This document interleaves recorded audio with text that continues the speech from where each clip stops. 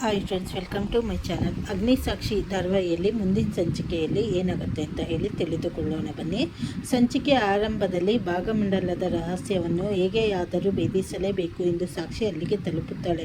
ಆದರೆ ಸಾಕ್ಷಿ ಒಬ್ಬಳೇ ಅಲ್ಲಿಗೆ ಹೋಗಿ ಅಪಾಯಕ್ಕೆ ಸಿಲುಕಿಕೊಳ್ಳಬಾರದು ಎಂಬ ಕಾಳಜಿಯಿಂದ ಅಗ್ನಿ ಕೂಡ ಅವಳನ್ನು ಹುಡುಕಿಕೊಂಡು ಭಾಗಮಂಡಲಕ್ಕೆ ಓಡಿ ಬರ್ತಾನೆ. ಇತ್ತ ಮನೆಯಲ್ಲಿ ಅಗ್ನಿ ಮತ್ತು ಸಾಕ್ಷಿ ಇಬ್ಬರು ಕಾಣಿಸುತ್ತಿಲ್ಲ ಎಂದು ಅಗ್ನಿಯ ತಂಗಿಗೆ ತೀವ್ರ ಆತಂಕ ಉಂಟಾಗುತ್ತದೆ.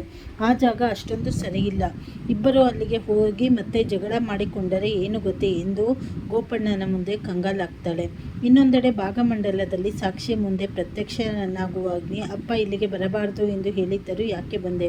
ತಲೆ ಕೆಟ್ಟಿದೆಯಾ ನಿನಗೆ ಎಂದು ಸಾಕ್ಷಿ ಮೇಲೆ ಕೂಗಾಡ್ತಾನೆ. ಆಗ ಸಾಕ್ಷಿ, ನೀವು ಯಾಕೆ ನನ್ನ ಹುಡುಕಿಕೊಂಡು ಇಲ್ಲಿಗೆ ಬಂದ್ರಿ ಎಂದು ಕೇಳಿದಾಗ, ನೀನು ನಮ್ಮ ಕಂಪನಿಯ ಎಂಪ್ಲಾಯಿ, ನಿನಗೇನಾದರೂ ಆದರೆ ಕಂಪನಿಗೆ ಕೆಟ್ಟ ಹೆಸರು ಬರುತ್ತೆ ಅಂತ ಬಂದೆ ಎಂದು ವಿಚಿತ್ರ ಸಬೂಬು ನೀಡ್ತಾನೆ.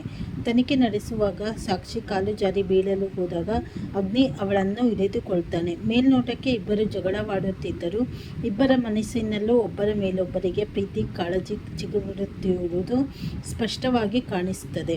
ಇನ್ನೊಂದೆಡೆ ಸಾಕ್ಷಿ ಇನ್ನೂ ಮನೆಗೆ ಬಂದಿಲ್ಲ ಎಂದು ರಾಜು ತೀವ್ರ ಟೆನ್ಷನ್ನಲ್ಲಿದ್ದಾನೆ.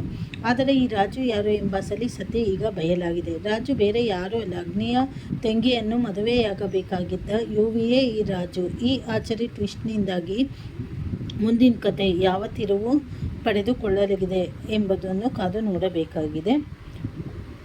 ಆಮೇಲೆ ಮುಂದಿನ ಸಂಚಿಕೆಗಳಲ್ಲಿ ಏನೇನು ಬದಲಾವಣೆ ಆಗುತ್ತೆ ಅಂತ ಹೇಳಿ ಮುಂದೆ ತಿಳಿದುಕೊಳ್ಳೋಣ.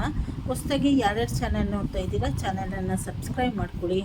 ಹಾಗೆ ಬೆಲ್ ಬಟನ್ ಒತ್ತಿದ್ರೆ ನಿಮಗೆ ನಾನು ಯಾವುದೇ ಕತೆ ಅಪ್ಡೇಟ್ ಹಾಕಿದ್ರೂ ನಿಮಗೆ ಸಿಗುತ್ತೆ. ಹಾಗೆ ಲೈಕ್ ಮಾಡಿ, ಶೇರ್ ಮಾಡಿ, ಫಸ್ಟಿಂದ ಲಾಸ್ಟ್ವರೆಗೂ ವಿಡಿಯೋ ನೋಡಿ. ಧನ್ಯವಾದಗಳು. Thank you for watching.